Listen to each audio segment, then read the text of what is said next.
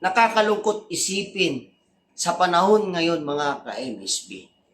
Dahil ang mga magandang nagawa ng Administrasyong Duterte ay unti-unti na nilang binubura at binabaliktad.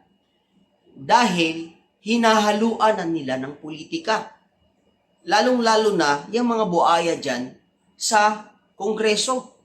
Dahil itong House of Representatives ay binabaliwala na ang pinagsikapan ng mga nakaraang administrasyon. Kaya kitang-kita nyo na itong si Senator Bongo ay binasag na ang kanyang katahimikan dahil sa mga patuloy na mga investigasyon dito sa war on drugs. Kaya panoorin natin mga ka-MSB ang video na ito. Ayan. Lahat ng SONA 2016 up to 2021, 6 na SONA. Tuwing binabanggit ni dating Pangulong Duterte ang war on drugs, nagpapalakpakan po ang lahat. Oo. Standing ovation po ang Kongreso at ang Senado. Dahil ramdam nila na may pagbabago po at tinupad ni dating Pangulong Duterte ang kanyang pinangako noon. Ayun. Standing ovation.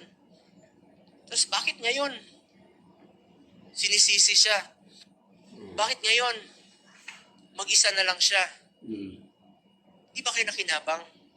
Di ba nakinabang ang mga kababayan nating Pilipino? Yung mga anak natin na hindi nasasaktan. Di ba importante sa atin ang buhay ng ating mga anak, ng ating mga pamilya? Nakinabang kayo Kaya nga. Nakinabang po ang Pilipino. Tinaya niya po ang kanyang buhay dito. Tapos ngayon, mag-isa na lang siya, puro sisi pang inabot. Kaya nga. Sa tanong mo kanina, sabi niya, may inutos ba siya? Sa akin, hindi po siya nag-utos sa akin ng iligal. At kung sakali mang meron siyang iutos sa akin ng iligal, hindi ko po susundin.